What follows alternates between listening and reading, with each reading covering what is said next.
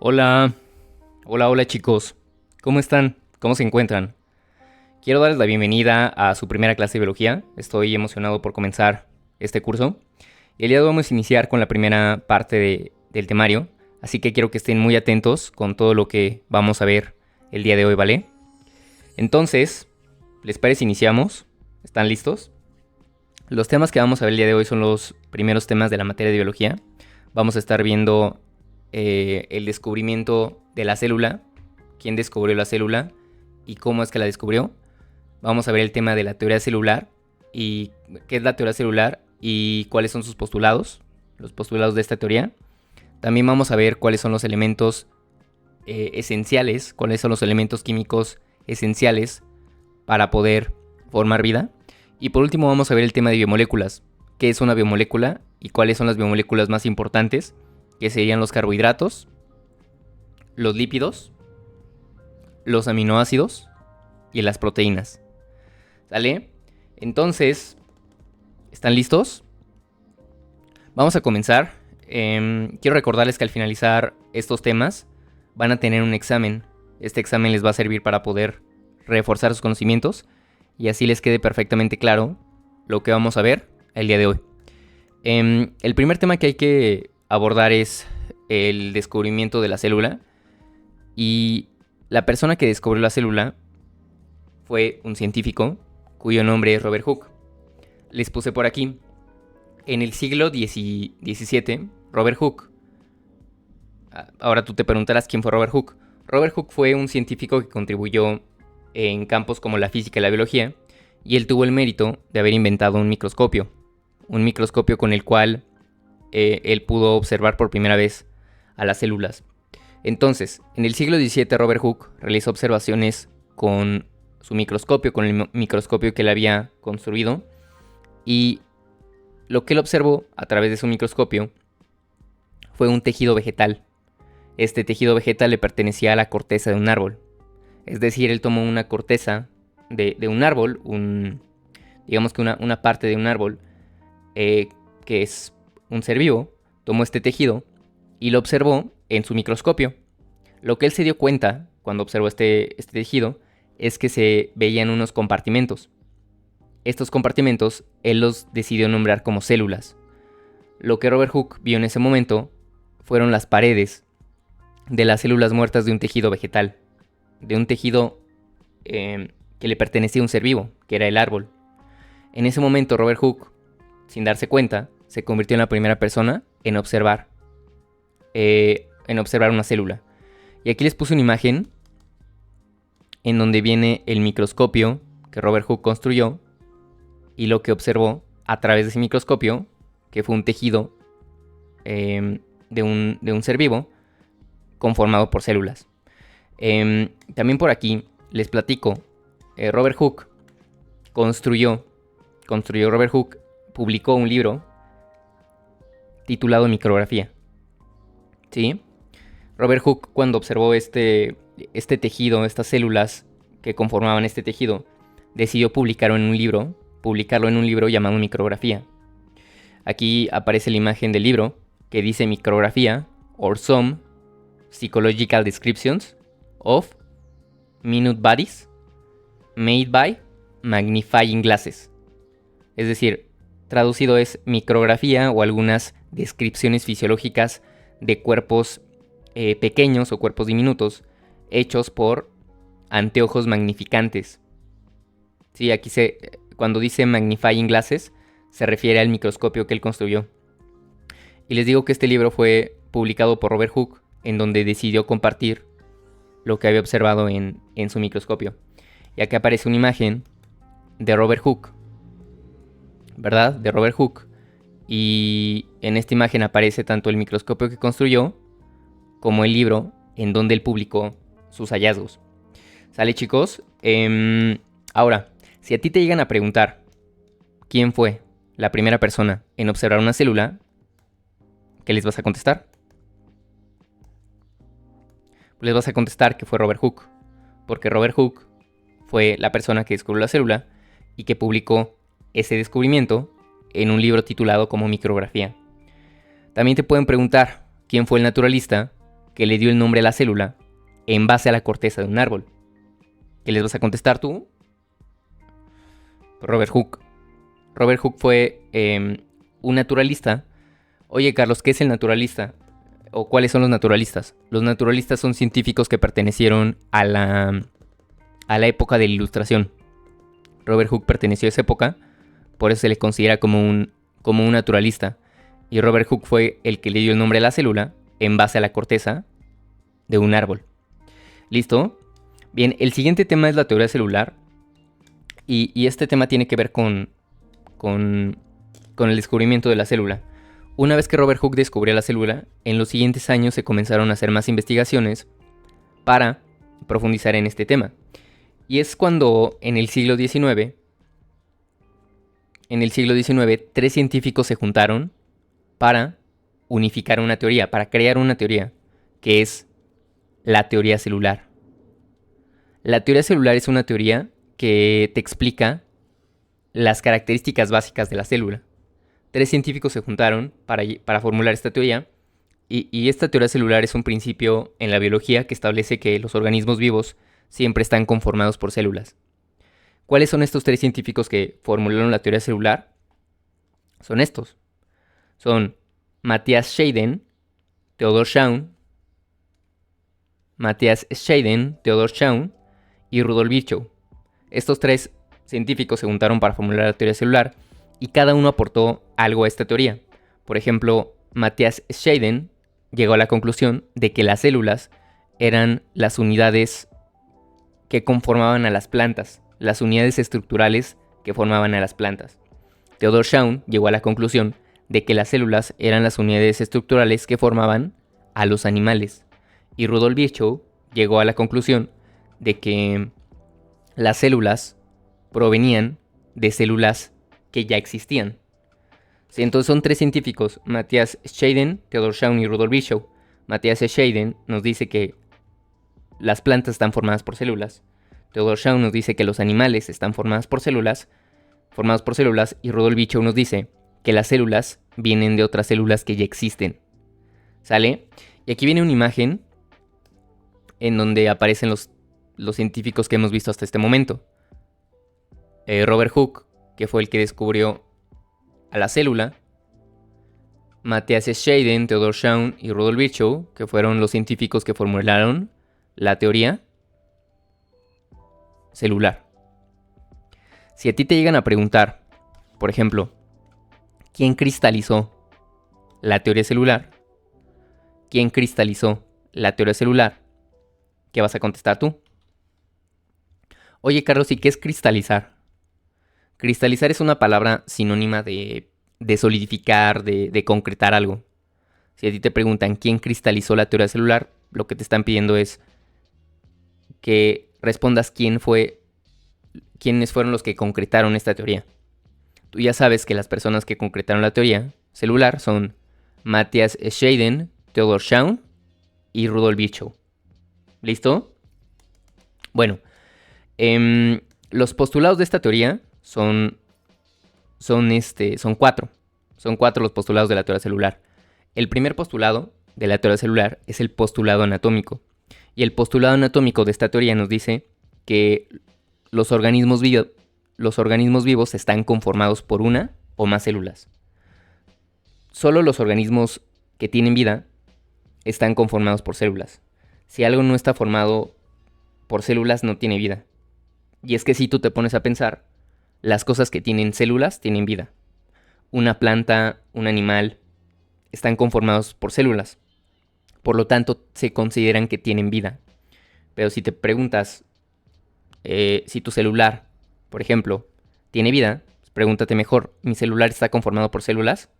Porque si mi celular no tiene células, o mis lentes, o un coche, o lo que sean, no tienen células, pues es lógico, si no tienen células no tienen vida. Solo las cosas que están formadas por células tienen vida. El siguiente postulado de la teoría celular es el postulado fisiológico. Este postulado nos dice que todas las reacciones que se te ocurran, reacciones metabólicas, funcionales, suceden dentro de las células. ¿Sí? Todas las reacciones que te ocurren a ti ocurren dentro de tus células. ¿Sí? Cualquier reacción química que se te ocurra ocurre dentro de la célula. Por eso el postulado de la teoría celular se llama postulado fisiológico, porque tiene que ver con el funcionamiento de las células. ¿Sí? El siguiente postulado es el postulado de origen. Este postulado nos dice que todas las células proceden de otras células ya existentes. Es lo que había dicho Virchow. Las células proceden de otras células. O sea, se podría entender que la vida genera vida. Una célula tiene la capacidad para formar otra célula y así seguir creando vida. ¿Listo? El siguiente postulado es el postulado de información genética. Este postulado nos dice que las células tienen la información genética necesaria para poder controlar un ciclo, su ciclo de reproducción. ¿Sale, chicos? Entonces, recapitulando, son 3 científicos, Theodor Schaun, Matthias Scheiden, Theodor Schaun y Rudolf Virchow. Estos señores formularon la teoría celular y estos son los 4 postulados de esta teoría. El anatómico, que dice que los organismos con vida están formados por células. El postulado fisiológico, que nos dice que las reacciones que ocurren en un organismo se llevan a cabo en las células. El postulado de origen, que nos dice que las células vienen de otras células ya existentes. Y el postulado de información genética, que nos dice que las células tienen la capacidad para controlar su ciclo gracias a su información genética. Si te llegan a preguntar, por ejemplo, esta pregunta está interesante porque es sacada del examen real. La pregunta dice: ¿cuál de los siguientes enunciados corresponden a la teoría celular? ¿Cuál de los siguientes enunciados corresponde a la teoría celular? Y aquí vienen 4 enunciados. El primero dice: todos los seres vivos están formados al menos por una célula. Todos los seres vivos están formados al menos por una célula. El siguiente postulado dice: la célula puede tener 1 o 2 nucleolos. El tercer enunciado dice: las funciones de un ser vivo se explican por sus tipos celulares. Y el cuarto enunciado dice: cada célula se forma por división de otra célula. Les voy a dar unos segundos para que contesten. ¿Cuáles de los siguientes enunciados corresponden a la teoría celular? ¿Sí? Aquí podemos descartar, por ejemplo, el enunciado número 2 que dice: las células pueden tener 1 o 2 nucleolos. Aquí descartamos el enunciado número 2 porque en ningún momento les he hablado sobre los nucleolos. Entonces aquí descartamos el inciso A y el inciso C porque tienen este enunciado. Y aquí nos quedamos con la respuesta, que es el enunciado número 1, que dice: todos los seres vivos están formados al menos por una célula. Y también con el enunciado número 4, que dice que cada célula se forma por división de otra célula.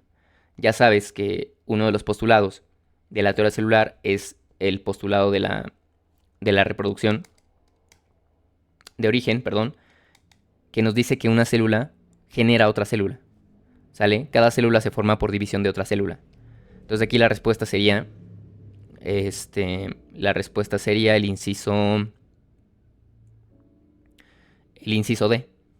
Porque el inciso D tiene el enunciado número 1, que nos dice que los seres vivos están formados al menos por una célula, y el inciso número 4, que nos dice que cada célula se forma por división de otra célula.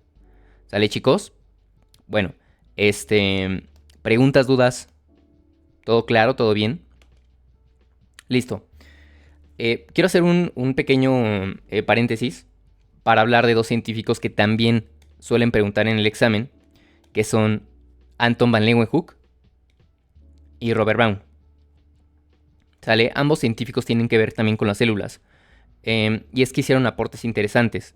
Por ejemplo, Anton van Leeuwenhoek fue un científico que se convirtió en la primera persona en poder observar una célula en movimiento. Ya sabemos que Robert Hooke fue la primera persona en observar una célula, pero Anton van Leeuwenhoek fue la primera persona en observar una célula en movimiento. Él tuvo la capacidad de observar bacterias y espermatozoides, que son células que se mueven, Y básicamente ese es su logro. También hay otro científico que se llama Robert Brown. Robert Brown fue un científico que tuvo el mérito de haber descubierto el núcleo de la célula. Más adelante, cuando veamos organelos celulares, vamos a hablar de este núcleo. Pero básicamente Robert Brown fue la primera persona en descubrir el núcleo de la célula.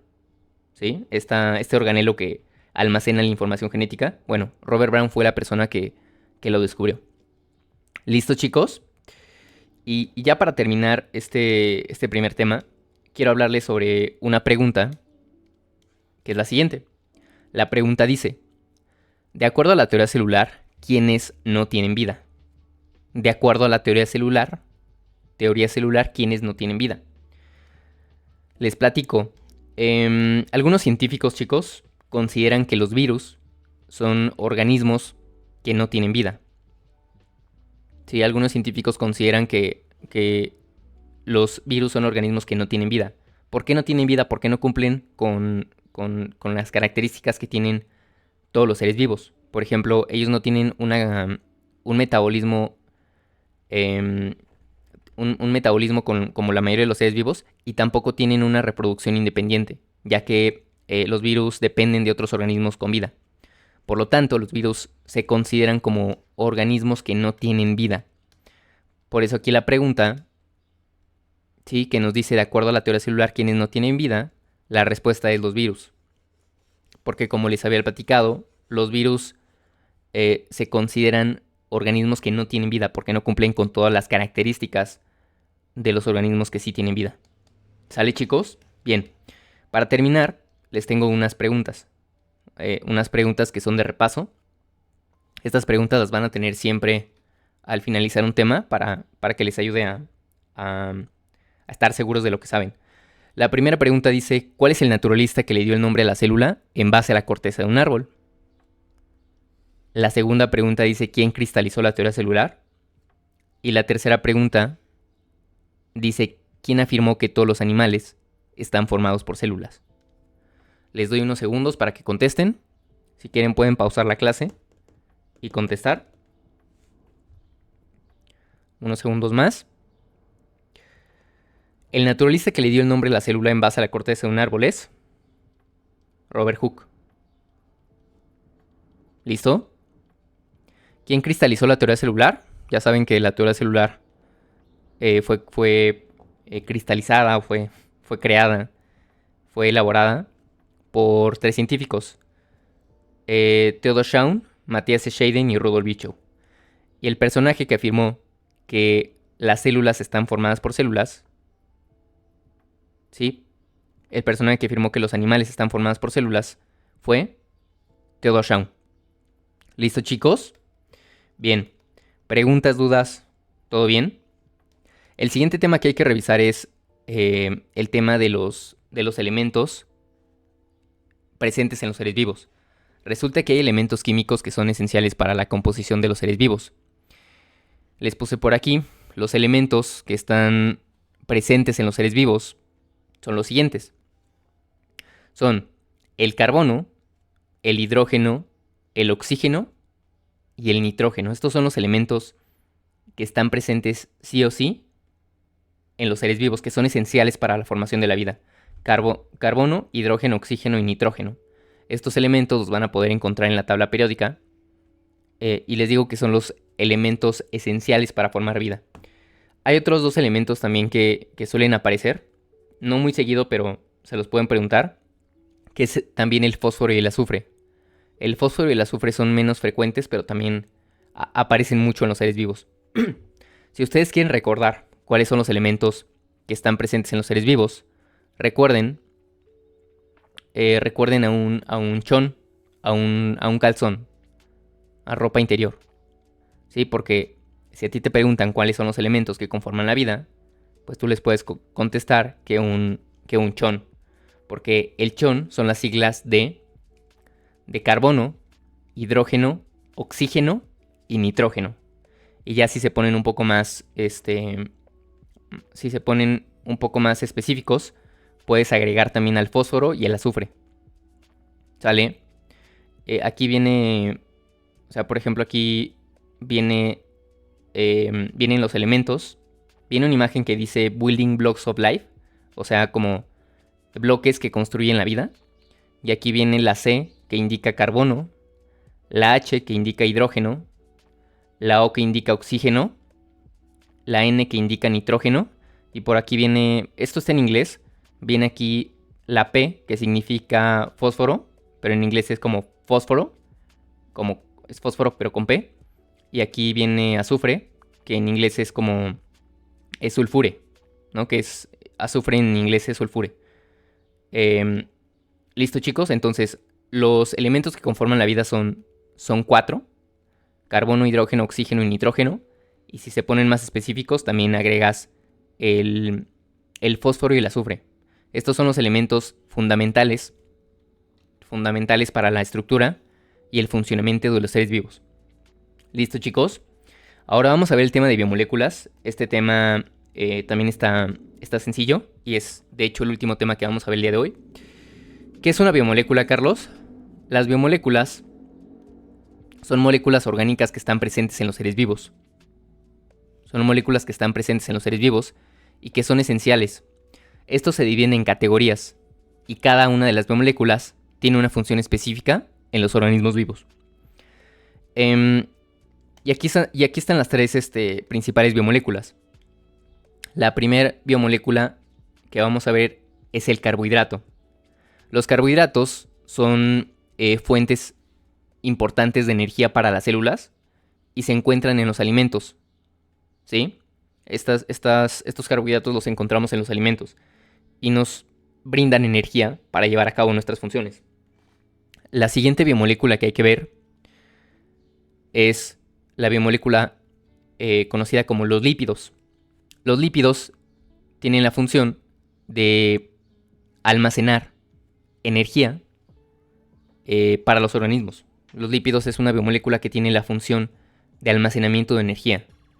El organismo es tan inteligente que se da cuenta que requiere una molécula para poder almacenar energía, por si en un futuro le falta energía, tenga una reserva de donde obtener energía. Y la última de las biomoléculas que vamos a ver es la proteína. Las proteínas son moléculas que están formadas por cadenas de aminoácidos. En un momento los vamos a ver. Y las proteínas tienen la función de hacer muchas cosas. Básicamente la proteína tiene una variedad de funciones elevada, hace de todo.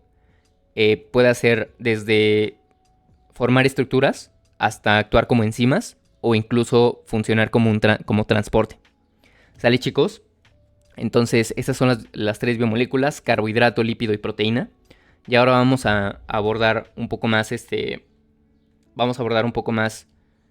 cada una de ellas. La primera que hay que ver es el carbohidrato. El carbohidrato es un tipo de biomolécula que es esencial para los seres vivos. El carbohidrato, chicos, les platico, tiene varios nombres. El carbohidrato también lo podemos conocer como hidrato de carbono. También se le puede conocer como azúcar. O sea, el carbohidrato también se llama hidrato de carbono, pero también se llama como azúcar. Y también lo pueden encontrar incluso como glúcido. Esos son los tres nombres del carbohidrato. Los carbohidratos, chicos, son moléculas que están conformadas por carbono, por hidrógeno y por oxígeno. Esos son los tres elementos que conforman el carbohidrato. Y la función del carbohidrato es dar energía inmediata a los organismos vivos. La función del carbohidrato, la principal función del carbohidrato es darle energía inmediata, al instante, al momento, a los organismos vivos. Cuando un organismo ingiere carbohidratos, lo que hace el organismo es que degrada ese carbohidrato para obtener energía lo más rápido posible. Les puse por aquí que los carbohidratos, cuando se consumen, se descomponen en una molécula llamada glucosa. Que la glucosa es la molécula más pequeña que existe, que puede ser degradada por el organismo para obtener energía. Esta glucosa la utilizan nuestras células para poder obtener energía. ¿Listo, chicos? Entonces, si a ti te llegan a preguntar, por ejemplo, si te llegan a preguntar, ¿qué otro nombre se le da a los carbohidratos, ¿qué contestarías? ¿Grasas, azúcares, lípidos o proteínas? ¿Qué otro nombre le das a los carbohidratos? Pues azúcares. Acuérdate que el carbohidrato tiene 3 nombres. Al carbohidrato se le puede llamar hidrato de carbono.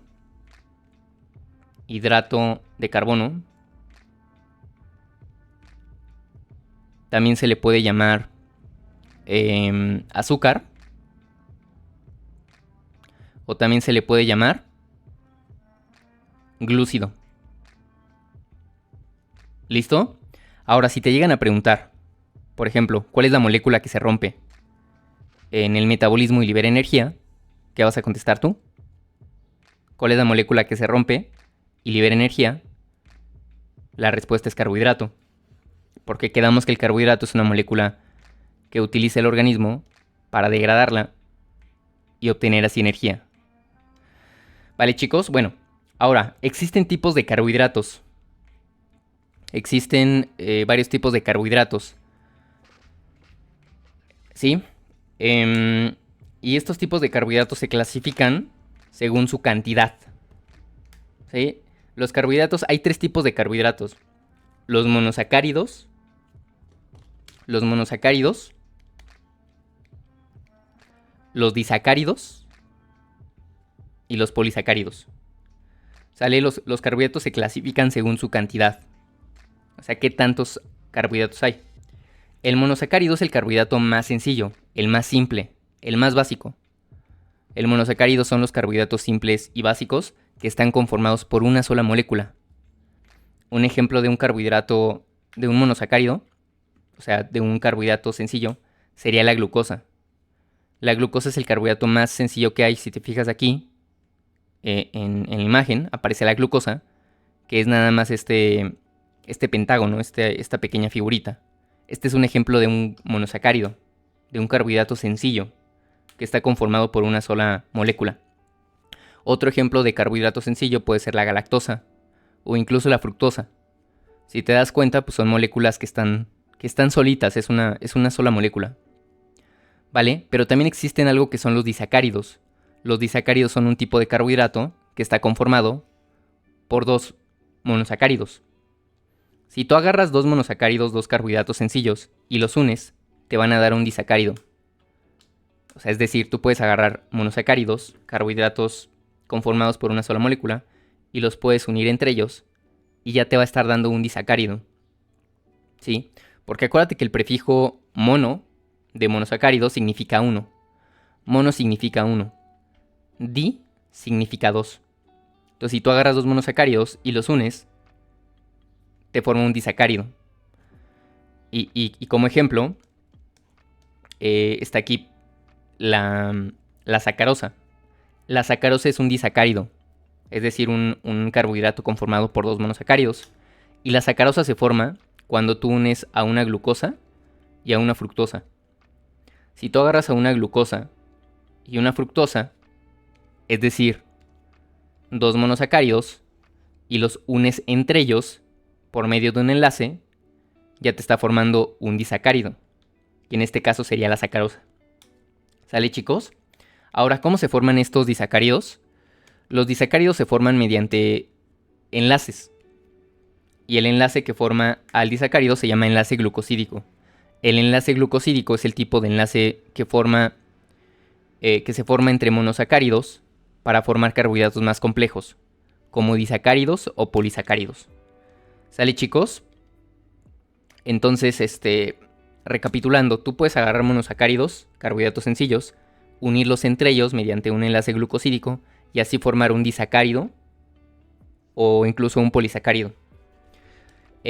Ahora quiero también platicarles que entre más complejo sea el carbohidrato, entre más grande sea el carbohidrato, más difícil va a ser para el organismo digerirlo. No es lo mismo digerir un carbohidrato sencillo, como la glucosa o la galactosa o la fructosa, que digerir un carbohidrato más complejo, que está conformado por más monosacáridos. Si a ti te llegan a preguntar qué se le da a un ser vivo o a un ser humano para aumentar su energía inmediata, lo que vas a contestar tú es monosacárido.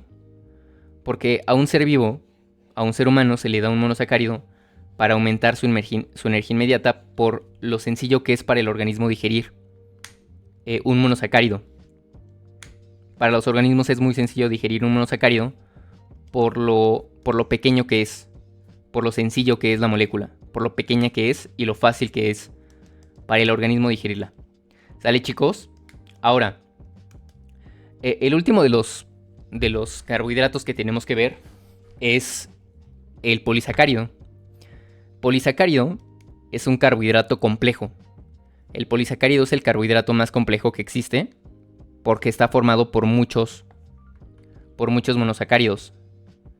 Por ejemplo, aquí en la imagen puedes ver que un polisacárido está conformado por muchos monosacáridos unidos entre ellos por medio de enlaces glucosídicos.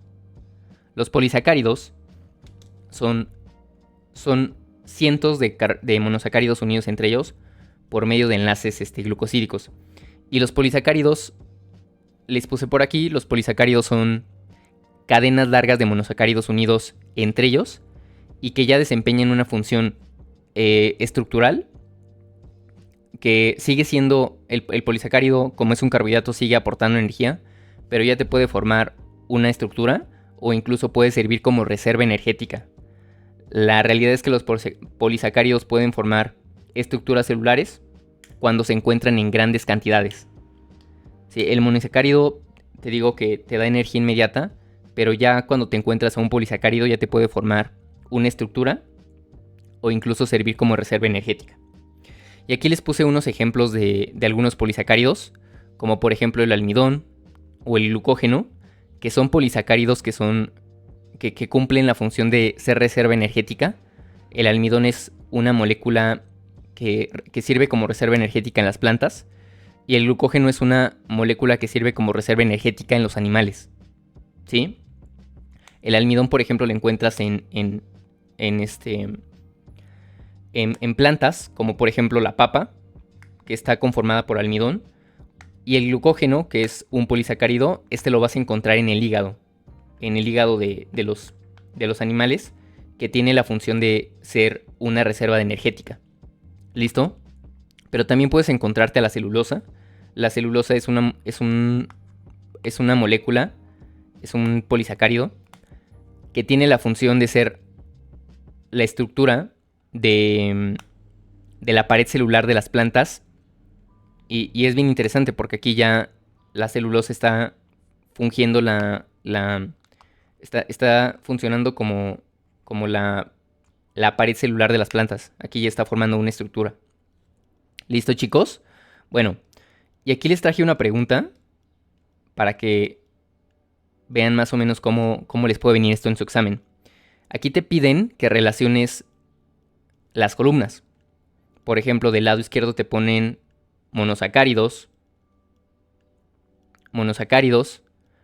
está en tubérculos, está en el hígado, y aquí te ponen carbohidrato de la pared celular.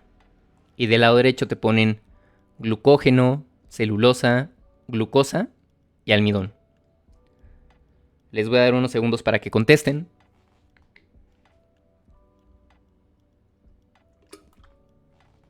Si quieren ponerle pausa a la clase, lo que contestan. Aquí está sencillo, chicos. Todo lo acabamos de ver. El monosacárido, quedamos que el monosacárido más sencillo que existe es la glucosa. También quedamos que el carbohidrato que forma la pared celular es un polisacárido. El carbohidrato que forma la pared celular es un polisacárido llamado celulosa, que es la que forma la estructura de las paredes de las plantas. Y aquí, en donde dice glucógeno, el glucógeno, acuérdate que es un polisacárido que tiene la función de reserva energética y que está presente en el hígado. Y aquí el almidón es un polisacárido que está presente en las plantas y que tiene la función de reserva energética. ¿Sale, chicos? Entonces, ¿cómo ven? ¿Preguntas, dudas? ¿Todo bien? ¿Todo bien o no? Les puse aquí, para que les quede todavía más claro, la diferencia entre un monosacárido, un disacárido y un polisacárido. Ya saben que el monosacárido es el carbohidrato más sencillo que existe. Por lo tanto, está aquí solo. El monosacárido es el carbohidrato más sencillo que existe, por lo tanto está ahí solo. Y un ejemplo de un monosacárido sería la glucosa. Tenemos también por aquí a un disacárido, que el disacárido es un carbohidrato que está conformado por dos o más monosacáridos. Un ejemplo sería la sacarosa. Y por último tenemos a un polisacárido, que el polisacárido está conformado por muchos monosacáridos. ¿Sí? Y un ejemplo de un polisacárido sería el glucógeno. ¿Sale? Bien, chicos, la siguiente biomolécula que hay que ver es la biomolécula conocida como lípidos. ¿Qué son los lípidos? Los lípidos es un tipo de biomolécula que es importante para los seres vivos y su función principal es la de ser una reserva de energía. El lípido tiene la función de almacenar energía, fungir como reserva energética. En caso de que un organismo se quede sin alimentos, sin comida, va a tender a utilizar esta molécula que sirve como almacenamiento de energía para no quedarse sin energía. O sea, básicamente, si un organismo deja de consumir alimentos, deja de obtener alimentos, tenga una molécula de la cual pueda obtener energía y no perezca.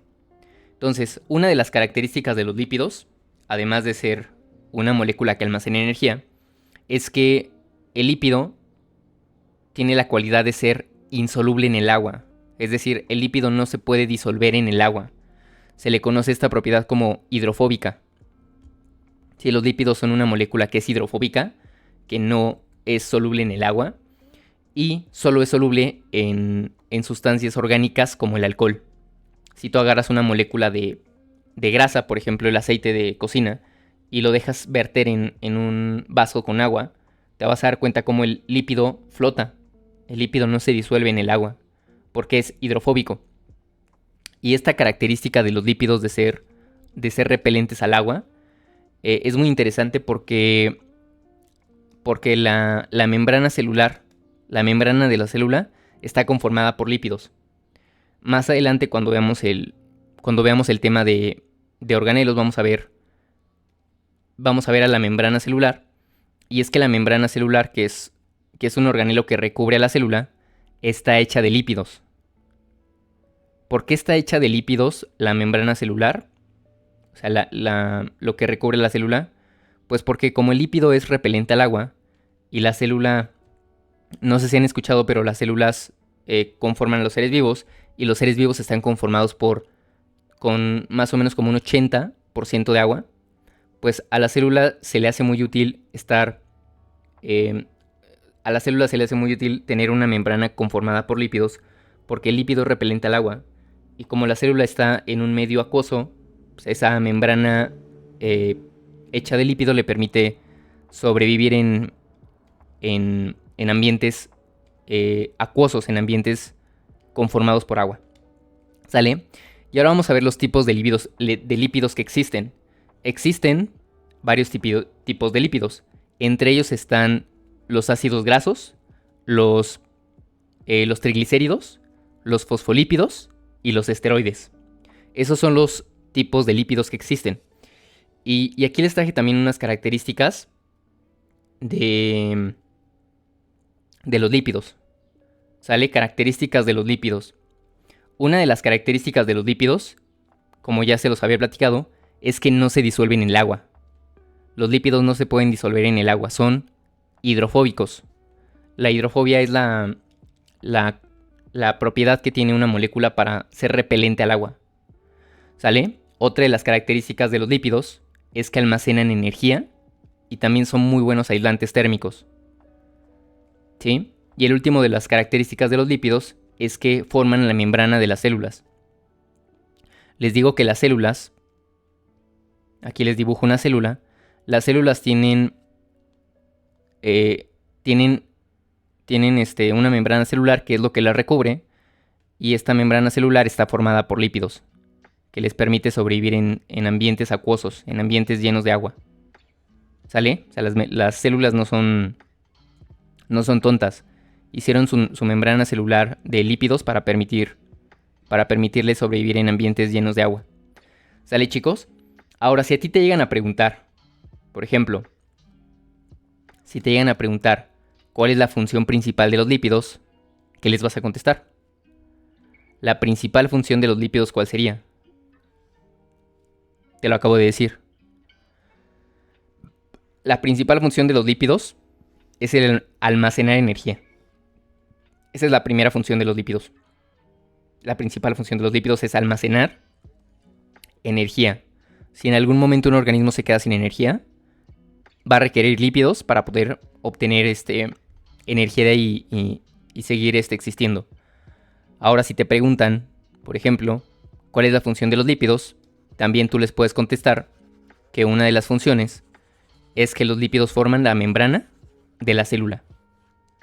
La membrana que recubre la célula está formada de lípidos también. Y si te llegan a preguntar también cuál es un ejemplo de un lípido, tú les puedes contestar que el colesterol es un ejemplo de un lípido. ¿Sí? El colesterol es un ejemplo de lípido. Ya sabes que los lípidos que existen son los ácidos grasos, los triglicéridos, fosfolípidos, esteroides y el colesterol. ¿Sale, chicos? Bien, la molécula más importante que conforma los lípidos es el triglicérido. El triglicérido es la molécula. El triglicérido es la molécula compuesta.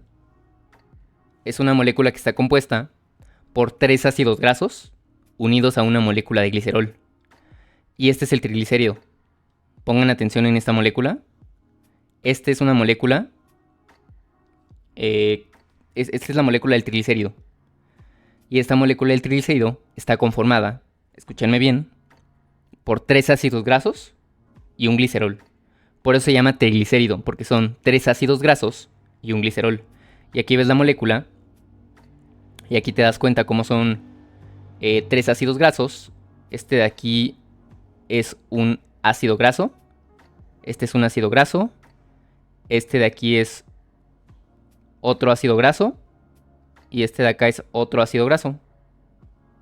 Son 3 ácidos grasos unidos a un glicerol. ¿Sale? Sale. Este sería un ácido graso. Ácido graso. Este sería otro ácido graso.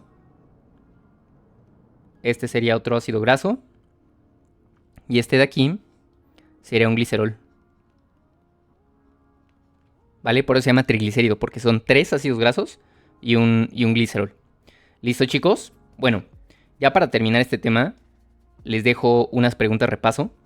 La primera pregunta dice, ¿cómo se clasifican los carbohidratos? La segunda pregunta dice, ¿cuáles son los ejemplos de monosacárido, disacárido y polisacárido? Y la tercera pregunta dice, ¿qué funciones cumplen los lípidos en los seres vivos? Les voy a dar unos segundos. Si quieren, pausen la clase y ahorita continuamos. Les doy unos segundos. Pausen la clase y contesten. ¿Cómo se clasifican los carbohidratos? Ya saben que los carbohidratos se clasifican en monosacárido, disacárido y polisacárido. Ya sabes que los carbohidratos se clasifican según las cantidades. El monosacárido es el carbohidrato más sencillo que existe, conformado por una molécula.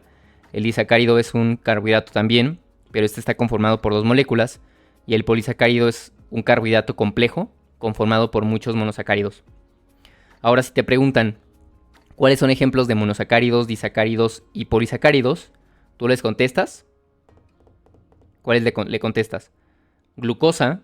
La glucosa es el carbohidrato más sencillo que existe.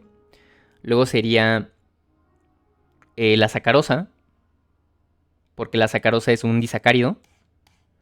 Les puse por aquí sacarosa, ¿verdad? Acuérdense que la sacarosa está conformada por glucosa y fructosa. Sacarosa, y luego sería el glucagón. El glucagón es un carbohidrato complejo, es un polisacárido que sirve como reserva energética. Y la última pregunta, que dice qué funciones cumplen los lípidos en los seres vivos. Ya sabes que los lípidos tienen la función de...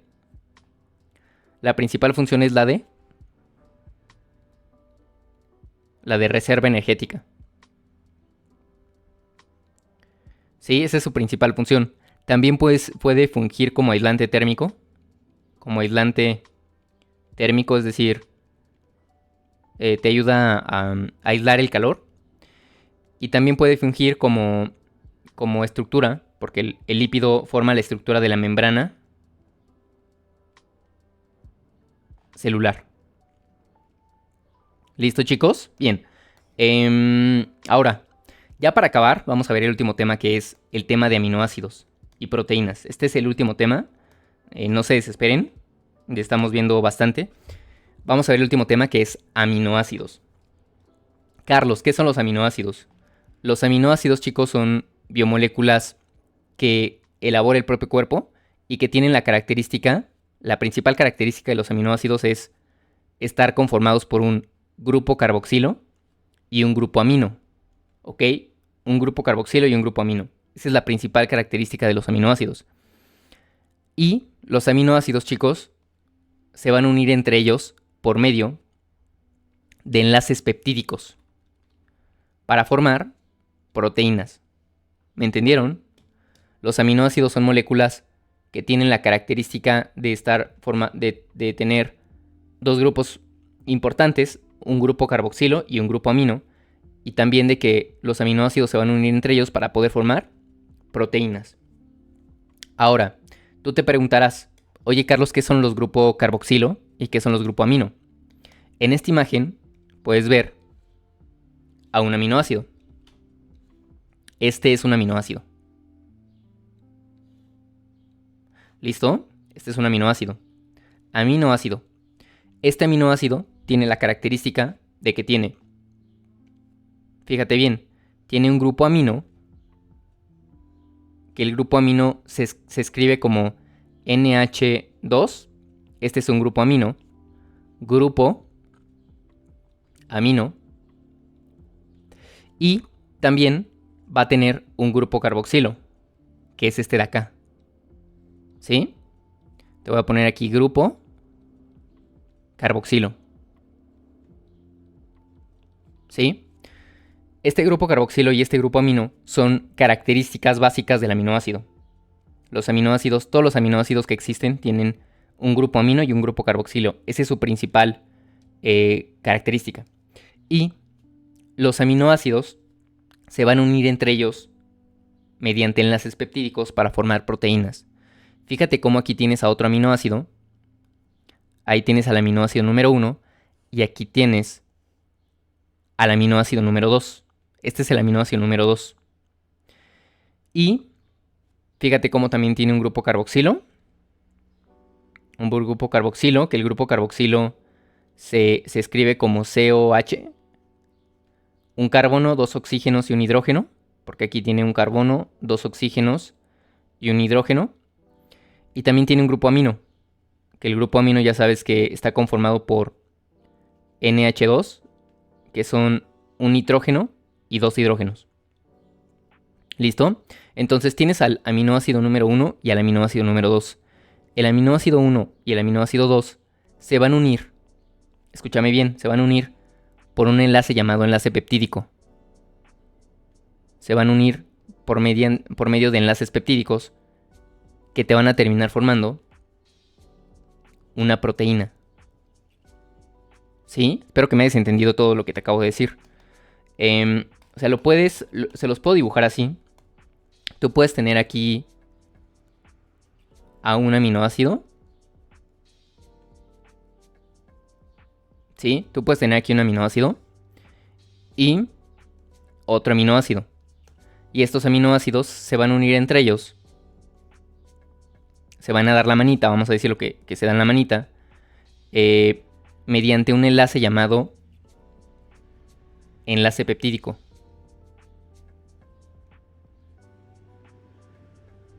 Este tipo de enlace que se da entre los aminoácidos te termina formando proteínas. Las proteínas son cadenas largas de aminoácidos unidos entre ellos. ¿Sale, chicos?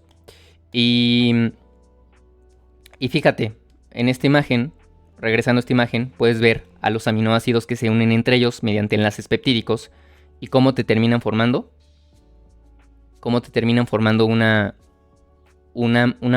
proteína. ¿Sale, chicos? Bien. Les puse por aquí. Enlace peptídico. Enlace peptídico. El enlace peptídico es un tipo de enlace químico que se une entre los aminoácidos, que se da entre los aminoácidos para poder formar así las proteínas. ¿Sale, chicos? Recapitulando.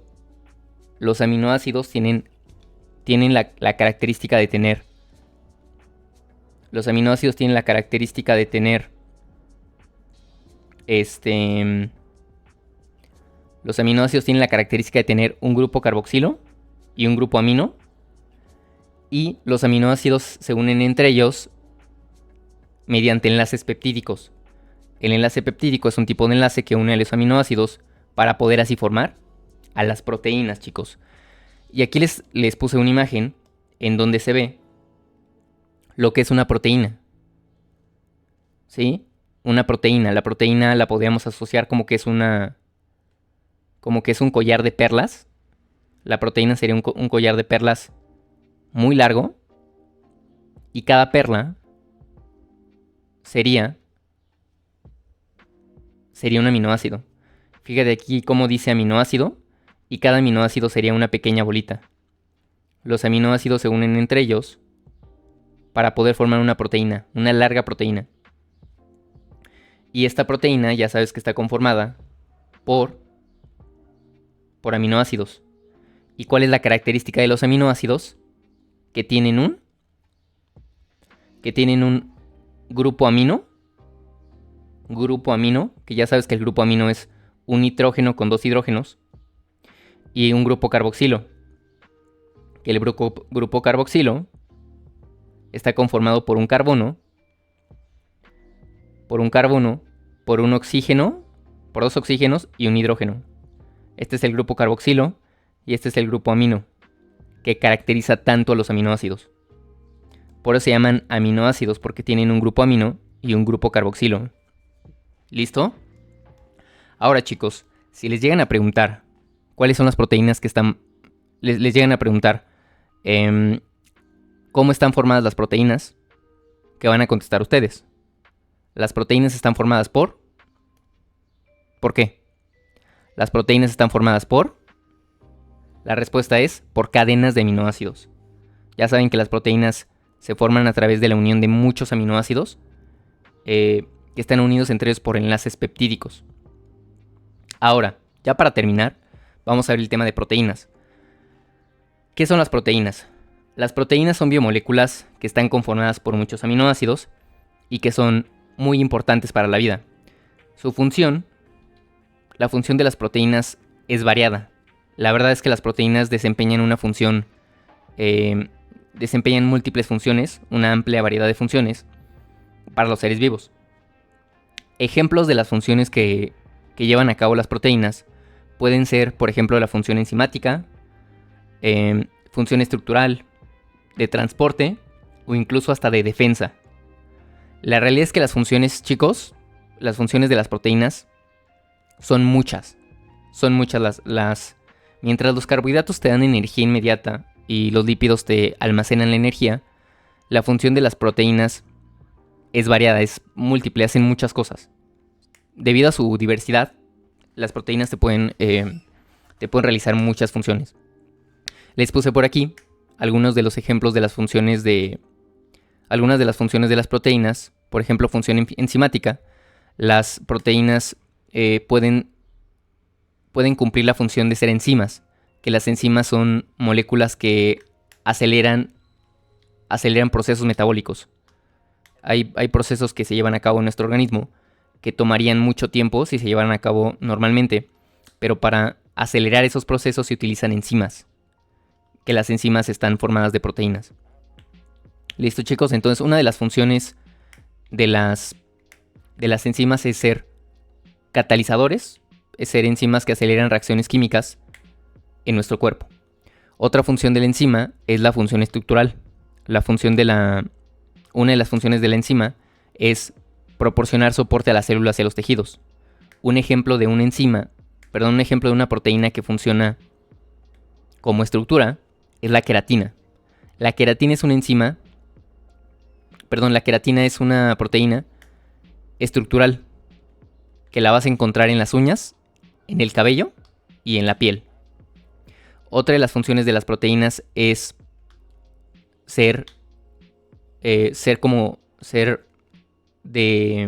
fungir como transporte. Las proteínas también pueden funcionar como moléculas de transporte. Por ejemplo, existe una proteína que es la hemoglobina, que es la molécula que está presente en los glóbulos rojos y cuya función es transportar oxígeno y dióxido de carbono a través de la sangre. Y otra función de las proteínas es la de defensa. La realidad es que hay proteínas que conforman el sistema inmunitario, ayudando a proteger al organismo contra patógenos que pueden causar enfermedades. ¿Sale, chicos? Entonces, lo que les estoy intentando transmitir con esto es que las proteínas hacen de todo. Pueden ser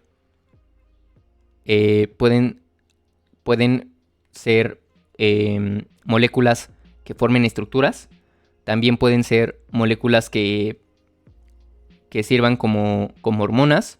También pueden hacer el trabajo de ser transportadoras de moléculas. También pueden hacer el trabajo de ser enzimas, acelerando reacciones químicas. O también pueden hacer el trabajo de ser contráctiles, de formar estructuras contráctiles. Y eso, chicos, entonces si se dan cuenta, las proteínas hacen de todo. Pueden ser estructuras, pueden ser moléculas que transporten moléculas importantes, o pueden ser enzimas que aceleren reacciones químicas. ¿Vale, chicos? Y ya para terminar, ya para casi terminar, les traje esta pregunta. La pregunta dice: las son enzimas que procesos biológicos. Aquí, ¿qué contestarían ustedes? Les doy unos segundos para que contesten. La respuesta es: las proteínas son enzimas que catalizan procesos biológicos. O sea, las proteínas ya saben que son moléculas que pueden cumplir muchas funciones. Una de las funciones que realizan es la de ser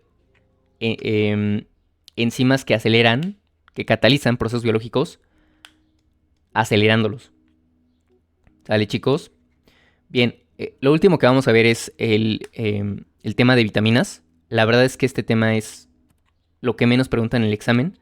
Sin embargo, lo quise agregar por cualquier cosa. Las vitaminas son también moléculas importantes. Son sustancias que ayudan a mantener el funcionamiento correcto del organismo. No son tan esenciales como los carbohidratos, como pueden ser los carbohidratos o las proteínas, pero sí tienen un papel importante en el organismo. La principal función de las vitaminas es ser cofactores o coenzimas, es decir, ayudar a las reacciones que ocurren en nuestro cuerpo y eso, mantener un correcto funcionamiento de nuestro cuerpo. Esa es la función de las vitaminas. Y ya para terminar, les dejé aquí 2 preguntas, que son las últimas preguntas de esta clase. Y las preguntas son las siguientes. La primera pregunta dice: ¿qué son los aminoácidos? Y la segunda pregunta es: ¿qué es un enlace peptídico? Te doy unos segundos para que contestes. Lee la respuesta. Pausa la clase. Y la respuesta es: la primera pregunta dice: ¿qué son los aminoácidos? Los aminoácidos, chicos, ya saben que son moléculas orgánicas que forman las unidades básicas de las proteínas. Los aminoácidos son moléculas que forman a las proteínas. Y la segunda pregunta dice: ¿qué es un enlace peptídico?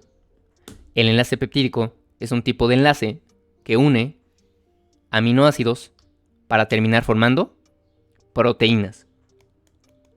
¿Listo, chicos? Pues eso sería todo por el día de hoy. Si se fijan, vimos bastante hoy en un ratito.